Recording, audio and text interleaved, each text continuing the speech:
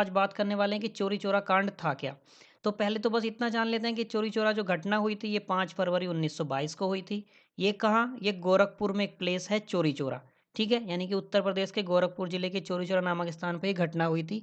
इस घटना का कारण क्या था, ठीक है, ये बात आपको याद रखने की। इस घटना हुई क्यों, ऐसा क्यों हुआ कि इतना बड़ा कांड हो गया और गांधी जी को असहयोग आंदोलन वापस लेना पड़ गया।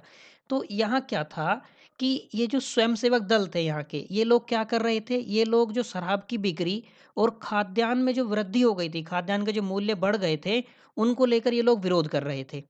ठीक है, चोरी चोरा में स्वयंसेवक दल। तो उनके नेताओं को पुलिस ने क्या किया, पुलिस ने उनकी लाठी डंडों से अच्छी तरह से पिटाई कर दी। ठीक है, पिटाई कर दी। तो जब लोगों ने अपने नेता को बुरी तरह से पिटते देखा तो उन लोगों ने क्या किया, उसके परिणाम स्वरूप प्रदर्शनकारियों ने भी क्या कर दिया, पुलिस पे हमला कर दिया। तो जवाब में क्या हुआ, पुलिस ने उधर से गोलियां चलानी स्टार्ट कर दी, ये इधर से लाठी डंडा चला रहे हैं। जब इन्होंने देखा कि पुलिस तो हमें मारने पे उतारू हो गई है, तो इन लोगों ने पुलिस को मारने की बात सोच ली कि चलो अब ये जैसा कर रहे हैं वैसा ही हम करते हैं, टिट फॉर टैट हो जाता है। ठीक है, तो इन लोगों ने पुलिस वालों पर भी गोलीबारी स्टार्ट कर दी। इससे क्या हुआ कि जब पुलिस जो थी कम थी और ये लोग थे, ये लोग बहुत ज़्यादा थे।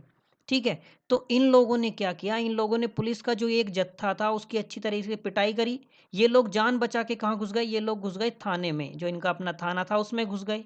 जब ये उसमें घुस गए तो लोगों ने क्या किया, थाने को चारों तरफ से घेरा और उसमें आग लगा दी। ठीक है, तो आग लगाई तो ये पुलिस वाले फिर से बाहर भागने लगे। जब ये पुलिस वाले फिर से बाहर भागने लगे तो लोगों ने क्या किया, इनको फिर से पकड़ा और ले जाके थाने में ही फेंक दिया। यानी कि कुल मिला के उन्होंने पुलिस वालों को जिंदा जला दिया, जिसमें क्या हुआ था कि इसमें 22 पुलिस वाले जल के राख हो गए थे। ठीक है, ये घटना इतनी ज़्यादा हिंसक थी, इसकी उम्मीद गांधी जी को नहीं थी कि लोग इतने हिंसक हो सकते हैं। तो गांधी जी को इससे बहुत ज़्यादा दुख हुआ और गांधी जी ने क्या किया, अपना असहयोग आंदोलन तुरंत वापस लेने की घोषणा कर दी। ठीक है, ये चोरी चोरा जो ना, जब तक हम आधुनिक भारत का इतिहास पढ़ेंगे तब तक ये चोरी चोरा कांड जो होगा इसकी चर्चा हर बार होगी। ठीक है, यानी कि आगे भी जब तक आधुनिक भारत का इतिहास पढ़ा जाएगा तब तक ये चोरी चोरा जो प्लेस है उत्तर प्रदेश का, ये फेमस रहेगा। ठीक है, क्योंकि इसी एक घटना की वजह से क्या हुआ था, जो गांधी जी का बहुप्रतीक्षित सविनय अवज्ञा आंदोलन 6 साल तक के लिए इससे क्या हुआ था, स्थगित हो गया था। ठीक है, तो आपको ये चोरी चोरा कांड ध्यान रखना है कि इसमें मेनली हुआ क्या था। तो गांधी जी ने घोषणा कर दी इसको आंदोलन को वापस लेने की। तो फरवरी 1922 में बारदोली में कांग्रेस कार्य समिति की जब बैठक हुई, उसमें आंदोलन समाप्ति का प्रस्ताव पारित कर दिया गया। और यहीं ये बात, मतलब इस प्रस्ताव में एक बात और बात तय कर दी गई कि अब हम लोग क्या करेंगे, अब हम रचनात्मक कार्यों को प्रोत्साहन देंगे। यानी कि खादी को लोकप्रिय बनाएंगे, राष्ट्रीय स्कूलों की स्थापना करेंगे, शराबबंदी चलाएंगे, अस्पृश्यता उन्मूलन हेतु कार्य करेंगे और हिंदू मुस्लिम को एक करने के लिए कार्य करेंगे। ठीक है, हालांकि जब गांधी जी ने असहयोग आंदोलन वापस लिया तो उसमें CR दास जो थे, चित्तरंजन दास, मोतीलाल नेहरू, सुभाष चंद्र बोस, जवाहरलाल नेहरू, इन लोगों ने क्या किया था, इन लोगों ने बापू की आलोचना की थी कि अभी तो लोगों का असंतोष अपने चरम पर था और आपने अभी जो है असहयोग आंदोलन वापस ले लिया। तो ये लोग गांधी जी से इस मामले में नाराज थे कि आपको आंदोलन वापस नहीं लेना चाहिए था। ठीक है, जबकि गांधी जी की अगर आप फिलोसफी समझें तो गांधी जी का एक मोटो रहता था हमेशा क्या, कि जो आंदोलन होगा वो हिंसक नहीं होना चाहिए, अहिंसा पर बल देते थे। यदि गांधी जी यहाँ पे अपना आंदोलन वापस नहीं लेते तो उनकी जो पूरी आंदोलन करने की पद्धति थी उस पे प्रश्न चिन्ह खड़ा हो जाता। ठीक है, ये बात आपको याद रखना। और इससे क्या होता, इससे अंग्रेजों को भी दमन करने का मौका मिल जाता। तो गांधी जी ने परिस्थितियों को अच्छे से जान लिया, उनको मालूम चल गया कि यदि मैंने यहाँ पे असहयोग आंदोलन वापस नहीं लिया तो अंग्रेज क्या करेंगे, अंग्रेज मेरी पद्धति को दरकिनार करते हुए वो लोग क्या करेंगे, दमन पे उतारू हो जाएंगे। ठीक है, बात समझ हुई। तो अब क्या हुआ, आगे देखते हैं इसमें फिर बात क्या हुई कि गांधी जी को जेल में डाल दिया गया। ये आरोप लगाया गया कि आपकी वजह से ये सब हुआ है। तो गांधी जी को 1922 में ही 6 साल की क्या हुई, जेल हो गई, जिस कारण असहयोग आंदोलन 6 साल के लिए और टल गया। तो जब गांधी जी को जेल हुई थी तो गांधी जी ने एक कथन कहा था। गांधी जी ने इस पूरे मामले की अपने ऊपर जिम्मेदारी ली और बापू ने कहा कि जेल में जाते हुए कि मैं यहाँ इसलिए आया हूँ क्योंकि मुझे यह एहसास हुआ कि कानून के उल्लंघन एवं विचार पूर्वक हिंसा के लिए मैं प्रसन्न होकर यहाँ सजा पा सकता हूँ और मुझे लगा कि इस अवसर पर एक सच्चे नागरिक का यही प्रथम कर्तव्य है। यानी कि बापू ने जाते जाते लोगों को क्या शिक्षा दे दी कि यदि आप लोग हिंसा करेंगे, ठीक है, यदि आप लोग हिंसा करेंगे तो भविष्य में भी ऐसा ही होगा, उसको मेरा समर्थन नहीं होगा और जब जब हिंसा होगी तब तक मेरे द्वारा उसका समर्थन नहीं किया जाएगा। ठीक है, तो गांधी जी की पद्धति पे प्रश्न चिन्ह खड़ा हुआ कि आपने आंदोलन वापस क्यों ले लिया। तो उस बारे में जान लेते हैं कि बापू ने ऐसा क्यों किया था। ठीक है। जबकि कुछ लोग ये आरोप लगा रहे थे कि जो बापू ने जो आंदोलन वापस ले लिया है वो धनी वर्ग के हित में आंदोलन वापस ले लिया है। ठीक है। क्यों? क्योंकि बापू को ऐसा लगने लगा था कि अब जो आंदोलन की बागडोर है वो उनके हाथों से निकलकर लड़ाकू ताकतों के हाथों में चली जाएगी, जबकि ऐसा नहीं था। अगर आप आंदोलन वापसी को समझें बापू के संदर्भ में तो आपको समझना होगा कि बापू का राजनीतिक चिंतन और उनकी रणनीति वो इस बात को कहती थी कि यहाँ पे आंदोलन को वापस ले लेना चाहिए। ठीक है। क्यों? क्योंकि मैंने बताया कि यदि हिंसा हुई है तो अब अंग्रेजों को क्या मिलेगा, अंग्रेजी सरकार को क्या मौका मिल जाएगा कि वो इसका दमन कर सके। यानी कि जितना बड़ा आंदोलन बापू ने स्टार्ट किया था वो आंदोलन शुरू में ही क्या होता, ब्रिटिश दमन का शिकार हो जाता, जो बापू बिल्कुल नहीं चाहते थे। तो उन्होंने इस बात को अच्छे से समझ लिया कि हमें आंदोलन वापस लेने में ही फायदा है। ठीक है। आगे गांधी जी का मानना यह भी था कि आंदोलन जो है वो लगातार लंबे समय तक नहीं चल सकता। क्यों? क्योंकि जनता की जो ऊर्जा होती है वो सीमित होती है, जनता का जो धैर्य होता है वो सीमित होता है। एक समय के बाद क्या होगा कि लोग हिंसक हो जाएंगे। जब अहिंसा की पद्धति से उन्हें कुछ प्राप्त होता नहीं दिखेगा तो वो लोग क्या करेंगे, वो लोग हिंसक हो जाएंगे। ठीक है। और जबकि ये आंदोलन क्या था, ये तो ऑलरेडी 1 वर्ष से ज़्यादा तक चल चुका था। यदि आप इसको आज के संदर्भ में देखें तो जब अन्ना आंदोलन स्टार्ट हुआ था उसमें जो शुरुआत में जो भीड़ थी उसको आप देखो, और जब आंदोलन अन्ना जी ने दोबारा किया था उसमें जो भीड़ थी, यदि आप देखेंगे तो अपेक्षात्मक क्या था कि दूसरे आंदोलन में भीड़ कम थी। ठीक है। और पहले में भी ये हुआ था, जैसे जैसे धीरे धीरे उसको दिन बीतते जा रहे थे लोग उसमें से कम होते जा रहे थे। तो यही बात बापू मानते थे कि आज जो जनता होती है उसकी ऊर्जा सीमित होती है, उनका धैर्य भी सीमित होता है। ठीक है। अब यदि हम बात करें कि क्या आंदोलन असफल रहा, तो ये तो नहीं कहा जा सकता कि आंदोलन असफल रहा। जबकि कुछ लोग कहते हैं जब बापू ने आंदोलन स्टार्ट किया था तो उन्होंने कहा था कि यदि हम पूरी तन्मयता के साथ आंदोलन करेंगे तो 1 वर्ष के भीतर स्वराज मिल जाएगा, लेकिन स्वराज नहीं मिला, यानी कि आंदोलन असफल रहा, असफल रहा। लेकिन यदि आप आंदोलन की उपलब्धियां देखें तो यह आंदोलन असफल नहीं था। ठीक है। अब हम उपलब्धियों की बात करें कि कौन सी उपलब्धियां थी जिनके आधार पर हम कह रहे हैं कि आंदोलन असफल नहीं था, तो वो उपलब्धियां हैं ये। ठीक है। कौन सी? जैसे पहली तो ये है कि पहली बार पूरे देश ने क्या किया, ब्रिटिश के विरुद्ध, यानी कि पूरे देश की जनता ने उसने ब्रिटिश के विरुद्ध एकजुटता प्रदर्शित कर दी अपनी। ठीक है। और पहली बार ये बात स्पष्ट हो गई कि जो स्वतंत्रता की भूख है वो पूरे देश को है, पूरे राष्ट्र को है। ऐसा नहीं कि केवल पढ़े लिखे लोग चाहते हैं कि हमें स्वतंत्रता मिले, जबकि गरीब किसान तक, यानी कि पूरा जन सामान्य जो है वो सब चाहते हैं कि हमें स्वतंत्रता मिले। ठीक है। तीसरी बात यह थी कि जो किसान, मजदूर, व्यापारी, महिलाएं, पुरुष सभी इस आंदोलन में बड़ी संख्या में शामिल हुए। यानी कि इससे क्या हुआ, आंदोलन का सामाजिक आधार जो था वो विस्तृत हुआ, व्यापक हुआ। यानी कि आंदोलन को आप असफल केवल इस एक आधार पे नहीं कह सकते कि हमें स्वराज 1 साल में नहीं मिला तो आंदोलन असफल रहा, ऐसा नहीं था। ठीक है। अब क्या हुआ, जब आंदोलन वापस हो गया, तरह तरह के आक्षेप लगाए गए, तो कांग्रेस में भी मनमुटाव हो गया। ठीक है। और कांग्रेस के मतभेद भी क्या थे, सामने निकल के आने लगे। कांग्रेस में भी 2 दल बन गए, अंदर ही अंदर उनकी मतलब जो एकता थी वो टूटी, उसमें भी 2 दल बन गए। कौन से? एक स्वराजी थे, एक परिवर्तन विरोधी थे। अब हम दोनों की बात कर लेते हैं कि कौन से स्वराजी थे और कौन से परिवर्तन विरोधी थे। यदि हम स्वराज्य की बात करें कि स्वराजी कौन थे, ये स्वराजी हैं कि ये कौन थे, तो ये वो लोग थे, मतलब एक बात तो ये कि कांग्रेस का वो खेमा था जो ये चाहता था कि हमें क्या करना चाहिए, हमें व्यवस्थापिका सभाओं तक जाना चाहिए और वहाँ असहयोग करना चाहिए। मतलब वहाँ क्या करेंगे, हम सरकारी प्रस्तावों का विरोध करेंगे, जो सरकारी मशीनरी है उनके कार्यक्रम में रुकावट डालेंगे, हम इस प्रकार से अपना असहयोग उनके सामने रखेंगे। ठीक है। जबकि ये जो परिवर्तन विरोधी थे ये क्या चाहते थे, ये चाहते थे कि नहीं, जो बापू की नीति है हमें उसी पे चलना चाहिए। और ये लोग क्या कर रहे थे, इनका स्वराज्यों का विरोध कर रहे थे। ठीक है। इसलिए इनको क्या कहा गया, इनको कहा गया परिवर्तन विरोधी। ठीक। यदि मैं स्वराज्यों की बात करूं तो स्वराज्यों का नेतृत्व कौन कर रहा था, इनका नेतृत्व कर रहे थे सीआर दास, मोतीलाल नेहरू। ठीक है। तो हम पहले बात करेंगे स्वराज्यों की, उसके बाद में परिवर्तन विरोधियों की। तो स्वराज्यों ने क्या किया, स्वराज पार्टी का गठन हुआ। तो मार्च 1922 में क्या हुआ, बापू को तो जेल हो गई थी 6 साल की, हमने बात की। तो उसके बाद जो कांग्रेस टूटने लगी थी और उनके नेताओं का जो मनोबल कमजोर होने लगा था, उसी में जो उनके मतभेद थे वो उभर के सामने आए। और किस रूप में सामने आए, एक स्वराज पार्टी के रूप में सामने आए, जिसका हम बात करने वाले हैं, जिसके बारे में। ठीक है। तो इसमें क्या हुआ, ये सी आर दास जो थे इन्होंने इस पार्टी का गठन किया था। स्वराज पार्टी का इन्होंने गठन किया था। ठीक है, तो देख लेते हैं किस प्रकार स्वराज पार्टी का गठन हुआ। दिसंबर 1922 में कांग्रेस के गया अधिवेशन, ये आपको याद रखना है, गया अधिवेशन में क्या हुआ, सी आर दास और मोतीलाल नेहरू ने एक नए कार्यक्रम का प्रस्ताव रखा। ये नया कार्यक्रम क्या था, यही कि हम व्यवस्थापिका सभाओं तक जाएंगे, इस चीज को मंजूरी दी जाए, ये प्रस्ताव पारित किया जाए। लेकिन क्या हुआ कि वो प्रस्ताव कांग्रेस में नामंजूर हो गया। उसके बाद इन्होंने क्या किया, सी आर दास और मोतीलाल नेहरू ने इन्होंने त्याग पत्र दे दिया कांग्रेस से और क्या किया, स्वराज पार्टी का गठन कर दिया। ठीक है, तो सी आर दास इसके अध्यक्ष बन गए और जो सचिव बना दिए गए मोतीलाल नेहरू।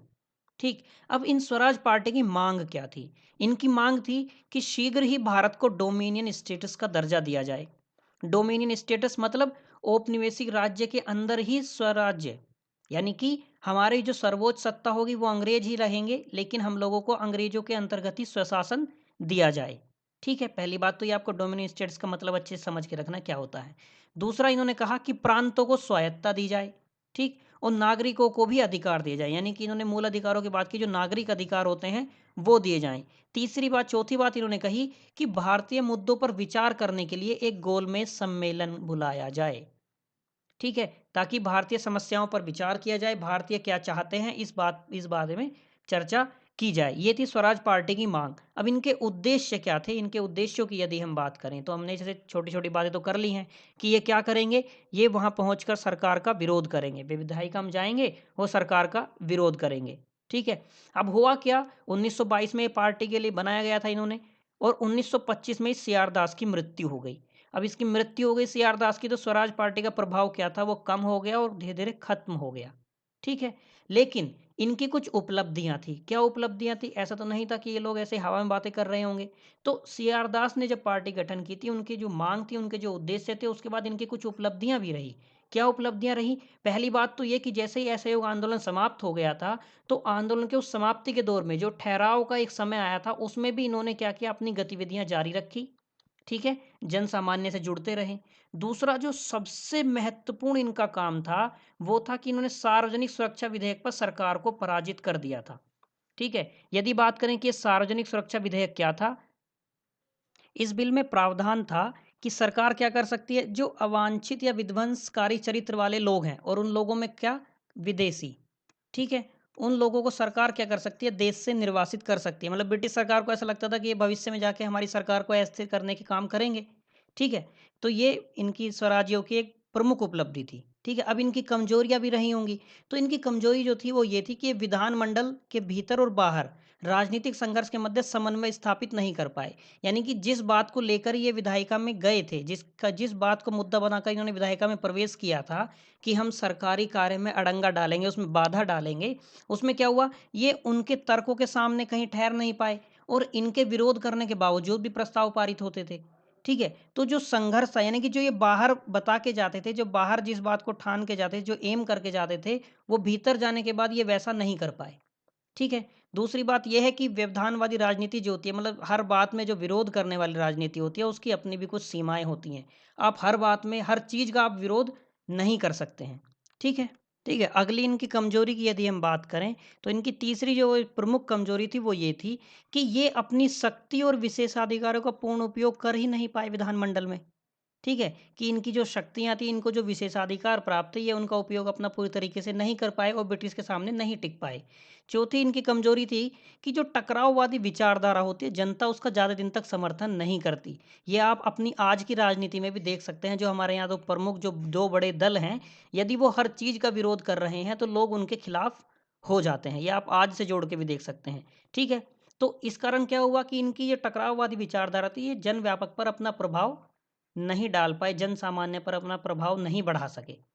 ठीक है, फिर भी अब जो ये थे परिवर्तन विरोधी, यानी कि जो लोग मानते थे कि गांधी जी की जो नीति है, रणनीति है, वो सही है और हमें व्यवस्थापिका में नहीं जाना चाहिए। यदि मैं उनकी बात करें कि जो उन्होंने जो रचनात्मक कार्य किए थे वो क्या थे, एक तो इन्होंने क्या किया, देश भर में खाद्य आश्रमों की स्थापना की।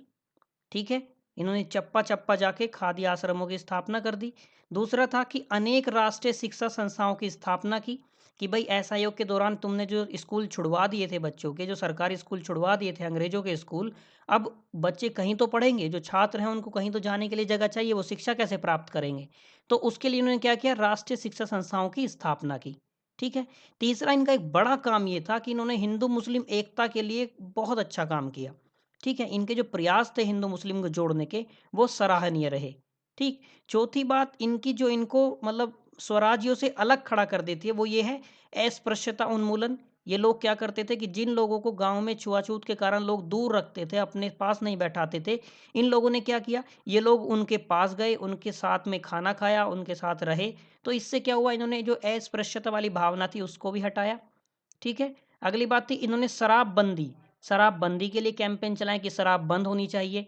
और जो बाढ़ पीड़ित लोग थे उन लोगों को इन्होंने अपने फंड से आर्थिक सहायता भी दी। ठीक है, ये इनके रचनात्मक कार्य रहे। ठीक। अब हम आगे बात करते हैं कि इसके बाद जो 1920 का दशक आया, ठीक है, उसमें जो नई शक्तियों का उदय हुआ वो कौन कौन सी शक्तियां थी, किस प्रकार की शक्तियां थी। मैंने कई बार आपसे जिक्र किया है कि आपको 1900 जो ये 1917 से 1920 का जो पीरियड है इसको अच्छे से याद रखना है। ठीक है, या आप 1917 से भी पहले जाएं तो आपको वर्ल्ड वार के बाद की सभी घटनाएं अच्छे से पता होनी चाहिए, उनको आपस में एक दूसरे से आप जोड़ सको। ठीक है, तो उसी क्रम में हम चल रहे हैं कि 1920 के दशक में जो नई शक्तियों का उदय हुआ वो कौन कौन सी शक्तियां थी, किस प्रकार उनका उदय हुआ। तो पहली बात हम करते हैं कि जो समाजवादी एवं मार्क्सवादी विचारों का प्रसार। ठीक है, यहां आप रूसी क्रांति को आप यहां पे जोड़ सकते हैं। ठीक। तो हो क्या रहा था इस दौर में कि अंतरराष्ट्रीय परिदृश्य पर विभिन्न समाजवादी एवं साम्यवादी संगठनों का उदय हुआ। ठीक। इसने इन संगठनों के उदय से क्या हुआ कि इनका कांग्रेस पर भी प्रभाव पड़ा। ठीक है, और कांग्रेस भी इन लोगों से प्रभावित हुई। जवाहरलाल नेहरू और बोस ये दो प्रमुख लोग थे जो उनसे सबसे ज्यादा प्रभावित थे। ठीक है। क्यों? क्योंकि एक तो असहयोग आंदोलन वापसी के कारण जवाहरलाल नेहरू, हमने बात की इनकी कि ये भी गांधी जी से नाराज हो गए थे। ठीक है, तो इन युवा राष्ट्रवादियों की जो असंतुष्टि थी, ये जो असंतुष्ट थे ये गांधी जी से, तो इनको क्या मिला, इनको समाजवादी विचारों में शरण मिली कि हाँ ये विचार हमसे मिलते जुलते हैं, मार्क्सवादी विचार, समाजवादी विचार। ठीक है, तो ये लोग उनकी ओर उन्मुख हो गए। ठीक। मतलब एक इन लोगों ने क्या बात सोच ली थी, ये देखिए, जैसे हमने कई बार इसकी जिक्र किया है 1917 की रूसी क्रांति। ठीक। इस क्रांति का प्रभाव जब आप वर्ल्ड हिस्ट्री हम पढ़ेंगे तो उसमें आप देखेंगे कि 1917 की रूसी क्रांति ने किस प्रकार भारत को प्रभावित किया था। जो 1917 से भारत किस प्रकार लोगों का माइंड जो था वो चेंज होने लगा था। ठीक है, तो था क्या कि ये लोग गांधी जी से असंतुष्ट थे। ठीक। तो अब भारत की आर्थिक, राजनीतिक, सामाजिक रूढ़ तक दूर करने की वकालत कर रहे थे ये लोग। और 1917 की क्रांति ने क्या किया, आग में घी डाल दिया। आग में घी डालने के मतलब कि इनका जो असंतोष था उसको कहीं ना कहीं शरण मिल गई इन विचारों से। कौन से विचारों से? जो समाजवादी और मार्क्सवादी विचार थे। ठीक है, अगली बात करते हैं कि इन ये युवा थे, मतलब जो हम बोस की और नेहरू जी की बात कर रहे थे, इन्हीं के बारे में। ठीक। तो ये जो स्वराजी एवं परिवर्तन विरोध दोनों के ये आलोचक थे। ना तो ये मानते थे कि इनको जो विधायिका में प्रवेश करना चाहिए, और ना ही ये परिवर्तन विरोधियों से ही संतुष्ट थे। ठीक है। दूसरी बात, ये पूर्ण स्वराज्य के नारे के साथ साम्राज्यवादी विरोधी स्वर जो थे ये उसके मुखर अभिव्यक्ति के पक्षधर थे। ठीक है, कि यदि मतलब एक तो डोमिनियन स्टेटस वाली बात इन्होंने सिरे से खारिज कर दी थी, जो स्वराजियों ने कहा था कि भारत को डोमिनियन स्टेटस दो।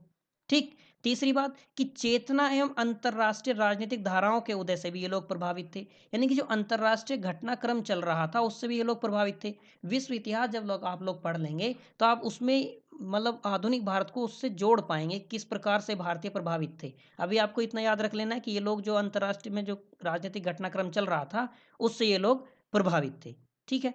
चौथी बात कि राष्ट्रवादी और साम्राज्यवाद विरोधी विचारधारा के सामाजिक न्याय से समन्वय की आवश्यकता पर जोर देते थे। पूंजीवाद और जमींदारी प्रथा जो थी उसकी आलोचना और समाजवादी विचारधारा अपनाने की शिक्षा पर ये लोग बल देते थे कि भाई समाज में सब समान है।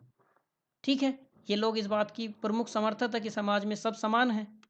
अब जब साम्यवादी स्वर जो था वह मुखर होने लगा तो सरकार को भी उससे चिंता हुई। तो सरकार ने क्या किया, 1924 में कई साम्यवादी, इसमें एग्जाम्पल के तौर पे हैं ऐसे डांगे या मुजफ्फर अहमद, शौकत उस्मानी, नलिनी गुप्ता को, मतलब इन लोगों को क्या किया कि कारावास कर दिया और इन पर आरोप क्या लगाया, बोल्शेविक षड्यंत्र केस। ठीक है, ये बोल्शेविक शब्द कहाँ से आया, ये वही 1917 की रूसी क्रांति जो थी। ठीक है, बात करेंगे इनके बारे में भी हम जब विश्व इतिहास पढ़ेंगे। ठीक। तो 1925 में क्या हुआ, कानपुर में अखिल भारतीय स्तर के संगठन कम्युनिस्ट पार्टी ऑफ इंडिया की स्थापना की गई। Communist party of India. ठीक। और 1928 में क्या हो गया, सभी कृषक एवं मजदूर संगठनों को मिलाकर एक नया संगठन बनाया गया। इसका नाम क्या रखा, अखिल भारतीय कामगार एवं कृषक दल। ठीक। यूपीएससी में ये नाम दिया जाता है अक्सर, all India workers and peasants party. आपको इसलिए मैंने यहाँ लिख दिया, आपको ये दोनों नाम याद रखने हैं। ठीक है। इस पार्टी का उद्देश्य क्या था कि कांग्रेस के अंतर्गत काम करते हुए इसे अधिक क्रांतिकारी रुझान वाली तथा जन सामान्य पार्टी बनाना है। ठीक है। दूसरा कारण था 1920 में, जो नई 1920 के दशक में शक्तियां उदय हुई थी, दूसरी क्या थी, भारतीय युवाओं की सक्रियता। ठीक है। 1928 में नेहरू साहब ने, जवाहरलाल नेहरू ने, यानी कि अखिल बंगाल छात्र सम्मेलन को संबोधित किया। ठीक है। 1928 में जाके इन्होंने बंगाल में, ठीक है, उन लोगों को इन्होंने संबोधित कर दिया। तीसरा पॉइंट है किसानों के प्रदर्शन, जो किसान प्रदर्शन करने स्टार्ट कर दिए थे। कैसे कि मध्य प्रांत में क्या हुआ, किसानों ने काश्तकारी नियमों में संशोधन, भू राजस्व में कमी, बेदखली के विरुद्ध संरक्षण तथा ऋणग्रस्तता से बचाव, मतलब इस प्रकार के मुद्दे किसानों ने जो इनसे जुड़े हुए थे वो मुद्दे उठाए और उन मुद्दों को लेकर क्या क्या उग्र प्रदर्शन करने स्टार्ट कर दिए। ठीक। चौथा है व्यापार संघ आंदोलन का विकास, ट्रेड यूनियन मूवमेंट, ये आपको अच्छे से पता होना चाहिए। ठीक है। तो भारत में व्यापार संघ आंदोलन का नेतृत्व 1920 में स्थापित अखिल भारतीय ट्रेड यूनियन कांग्रेस ने किया। ये बनी इसी के लिए थी। तो इसमें क्या था, लाजपत राय जो थे इसके प्रथम अध्यक्ष और दीवान चमन लाल इसके प्रथम सचिव थे। तिलक साहब ने भी इसमें महत्वपूर्ण योगदान दिया और इन्होंने क्या किया, मद्रास में पहली बार मजदूर दिवस को मई दिवस के रूप में मनाया गया। मजदूर दिवस को किस रूप में मनाया गया, मई दिवस में। ठीक है। आगे बढ़ते हैं। अब पांचवी बात है जातीय आंदोलन। जो पूर्ववर्ती शोषण और उत्पीड़न हो रहा था, यानी कि जो जाति आधारित शोषण होता था, उस शोषण उत्पीड़न के विरुद्ध क्या हुआ, भारतीय समाज में विभिन्न जातीय आंदोलन एक बार पुनः गति पकड़ने लगे। जैसे इसमें क्या हुआ, मद्रास में जस्टिस पार्टी का आंदोलन हो गया, आत्मसम्मान आंदोलन हो गया। आत्मसम्मान से समझ में आ रहा होगा, इधर जस्टिस पार्टी से समझ में आ रहा होगा कि भाई न्याय मिलना चाहिए, सभी समान हो। तो आत्मसम्मान आंदोलन 1925 का, इसमें क्या था, नेतृत्व करता आपको याद रखना है मद्रास के रामास्वामी नायकर पेरियार, इन्होंने इसका नेतृत्व किया था। ठीक है। सतारा महाराष्ट्र में क्या हुआ, सत्य शोधक कार्यकर्ताओं का आंदोलन हुआ और अंबेडकर के नेतृत्व में महाराष्ट्र में ही महारों का आंदोलन हुआ। इसको आप जोड़ सकते हैं जो अभी महाराष्ट्र में दंगे हुए हाल फिलहाल में, वहां से। ठीक है। छठा, क्रांतिकारी आतंकवाद का समाजवाद की ओर झुकाव। हमने पांचवा पॉइंट पढ़ लिया ये, अब हम छठा पॉइंट देख रहे हैं, क्रांतिकारी आतंकवाद का समाजवाद की ओर झुकाव। यानी कि क्या था कि अहिंसा की बात जो थी, ठीक है, यदि हम अहिंसा की बात करें तो अहिंसा के सिद्धांत पर आधारित राजनीतिक संघर्ष की रणनीति से असंतुष्ट युवा, जिन्होंने काफी दिन तक अहिंसा अहिंसा का नारा देकर जोर शोर से आंदोलन किया था, वो लोग अहिंसा से असंतुष्ट हो गए थे। तो धीरे धीरे क्या हुआ, ये लोग समाजवाद की ओर झुकने लगे। ठीक है। तो अब इससे क्या चीजें, क्या दो धाराएं निकल के आ गई, इससे अब दो आतंकवादी, क्रांतिकारी आतंकवाद की दो धाराएं विकसित हुई। पहली, हिंदुस्तान रिपब्लिक एसोसिएशन, ये बहुत इंपॉर्टेंट है। ठीक है। इसमें क्या पंजाब, उत्तर प्रदेश और बिहार में घटनाएं हुई। दूसरा है युगांतर अनुशीलन समितियां, इसी में जो था वो चटगांव विद्रोह जो औरत का, जिसकी बात हम करेंगे। ठीक है। तो आज की वीडियो में सिर्फ इतना ही रखते हैं, तो सब्सक्राइब कर लो। तो मिलेंगे बहुत जल्द अगली वीडियो में, तब तक के लिए bye bye, have a nice day.